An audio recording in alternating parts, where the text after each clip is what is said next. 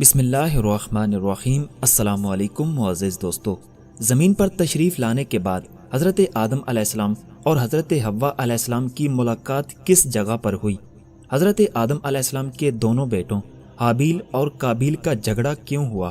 حضرت آدم علیہ السلام نے قابیل اور حابیل کو قربانی کرنے کا حکم کیوں دیا اور قابیل نے حابیل کو قتل کیوں کیا؟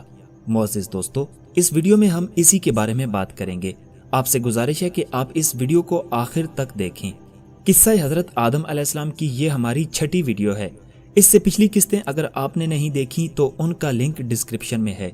حضرت آدم علیہ السلام اور حضرت حوا علیہ السلام کا زمین پر تشریف لانے کے بعد دونوں کی ملاقات عرفات کے مقام پر ہوئی۔ دونوں نے ایک دوسرے کو پہچانا، اس لیے اس میدان کو عرفات کہتے ہیں، یعنی پہچاننے کی جگہ۔ جب حضرت آدم علیہ السلام جنت سے زمین پر تشریف لائے تو ان سے عربی زبان بھی واپس لے لی گئی تھی۔ اتنے روز تک آپ نے زمین پر کسی اور زبان میں کلام فرمایا۔ آپ کی توبہ قبول ہونے کے بعد عربی زبان آپ کو پھر عطا کر دی گئی۔ پھر حضرت جبرائیل علیہ السلام نے تمام دنیا کے جانوروں کو آواز دی، اے جانوروں، اللہ تعالیٰ نے تم پر اپنا خلیفہ بھیجا ہے، اس کی اطاعت اور فرما برداری کرو۔ دریائی جانوروں نے سر اٹھا کر اطاعت ظاہر کی اور خشکی کے جانور آپ کے آس پاس جمع ہو گئے۔ حضرت آدم علیہ السلام ان پر ہاتھ پھیرنے لگے، جس پر آپ کا ہاتھ پہنچا وہ جانور فرما بردار بن گیا، جیسے اونٹ، گھوڑا، بکری، کتا اور بلی وغیرہ، اور جس پر آپ کا ہاتھ نہ پہنچا وہ جنگلی جانور بن گیا، جیسے شیر، گیدڑ اور چیتا وغیرہ۔ اس واقعہ کے بعد حضرت آدم علیہ السلام نے اللہ تعالیٰ کی بارگاہ میں عرض کیا، اے میرے پروردگار، میری اولاد بہت زیادہ کمزور ہے اور ابلیس کا فریب بہت زیادہ سخت ہے۔ اگر تو نے ان کی مدد نہ کی تو وہ ابلیس سے کیسے بچ سکیں گے؟ تو اللہ تعالیٰ نے ارشاد فرمایا، ہم نے ہر انسان کے ساتھ ایک فرشتہ مقرر کیا ہے۔ تب حضرت آدم علیہ السلام خوش ہوئے اور آپ نے اللہ تعالیٰ کی بارگاہ میں شکر ادا کیا۔ حضرت آدم علیہ السلام کی اولاد میں سے دو بیٹے قابیل اور حابیل تھے۔ قابیل بڑا تھا، حابیل چھوٹا تھا۔ قابیل کھیتی باڑی کرتا تھا اور حابیل بکریاں چراتا تھا۔ قابیل کے ساتھ پیدا ہونے والی لڑکی کا نام اکلیمہ تھا، جو بہت زیادہ حسین و جمیل تھی، اور حابیل کے ساتھ پیدا ہونے والی لڑکی کا نام لبوادہ تھا، جو خوبصورتی میں اکلیمہ سے کچھ کم تھی۔ حضرت آدم علیہ السلام کی شریعت کے قانون کے مطابق قابیل کے ساتھ پیدا ہونے والی لڑکی کا نکاح حابیل سے اور حابیل کے ساتھ پیدا ہونے والی لڑکی کا نکاح قابیل سے ہونا تھا، لیکن قابیل نے ایسا کرنے سے انکار کر دیا۔ اس نے کہا کہ میرے ساتھ پیدا ہونے والی لڑکی کا نکاح بھی میرے ساتھ ہی ہوگا۔ جب قابیل نے ضد اور ہٹ دھرمی شروع کر دی تو حضرت آدم علیہ السلام نے کہا، تم دونوں اللہ کی راہ میں کوئی نہ کوئی چیز پیش کرو، جو سچا ہوگا اس کی نیاز و صدقہ قبول ہو جائے گا، اور جو جھوٹا ہوگا اس کی طرف سے پیش کیا گیا صدقہ قبول نہیں ہوگا۔ اس وقت قبولیت کی یہ علامت تھی کہ جس کا صدقہ قبول ہو جاتا اسے قدرتی طور پر آنے والی آسمانی آگ کھا جاتی، اور جو قبول نہیں ہوتا تھا اسے آگ نہیں کھاتی تھی۔ قابیل نے ایک انبار گندم اور حابیل نے ایک بکری یا ایک دمبا اللہ تعالیٰ کی راہ میں پیش کیا۔ دونوں نے یہ کہہ کر نیاز پیش کی، اے اللہ، جو اکلیمہ کا زیادہ حقدار ہے اس کی قربانی کو قبول فرما۔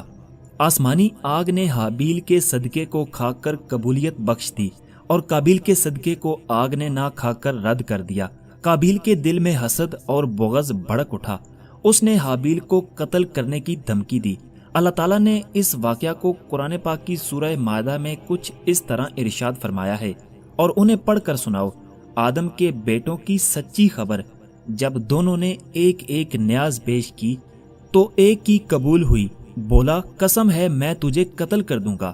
حابیل نے کہا، اللہ اسی سے قبول کرتا ہے جس سے ڈر رہے، بے شک اگر تو اپنا ہاتھ مجھ پر بڑھائے گا، مجھے قتل کرے، تو میں اپنا ہاتھ تجھ پر نہ بڑھاؤں گا کہ تجھے قتل کروں۔ میں اللہ سے ڈرتا ہوں جو مالک ہے سارے جہان کا۔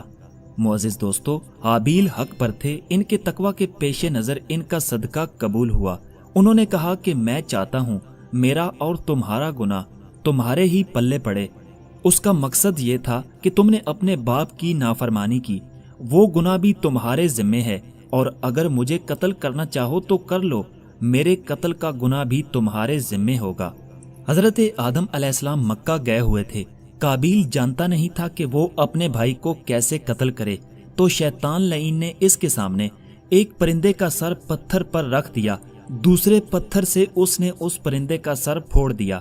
قابیل کو پتہ چل گیا اور اس نے اس طرح قتل کرنا چاہا۔ حابیل چونکہ بکریاں چراتے تھے، ایک درخت کے نیچے سوئے ہوئے تھے۔ قابیل نے ان کے سر پر ایک پتھر مار کر انہیں قتل کر دیا۔ اس وقت حابیل کی عمر 20 سال تھی۔ جب قابیل نے حابیل کو قتل کر دیا تو اس کی عقل زائل ہو گئی، دل میں اور دماغ میں سوچنے سمجھنے کی صلاحیت ختم ہو گئی۔ قتل کرنے سے پہلے قابیل کا رنگ سفید تھا اور قتل کرنے کے بعد اس کا سارا جسم سیاہ ہو گیا۔ حضرت آدم علیہ السلام جب مکہ کی سرزمین سے واپس آئے تو انہوں نے قابیل سے پوچھا، تمہارا بھائی کہاں ہے؟ اس نے کہا، میں کوئی اس کا ذمہ دار تو نہیں تھا۔ آپ نے فرمایا، تو نے اسے قتل کر دیا ہے، اس لیے تیرا جسم سیاہ ہو چکا ہے۔ معزز دوستو، جب قابیل نے حابیل کو قتل کیا تو درخت کانٹے دار ہو گئے، کھانے بدلنے لگے، پھل کھٹے ہو گئے، پانی کڑوا ہو گیا، زمین غبار آلودہ ہو گئی تھی۔ حضرت آدم علیہ السلام بیٹے کے قتل پر اتنا زیادہ غم زدہ ہوئے کہ 100 سال تک آپ مسکرائے نہیں۔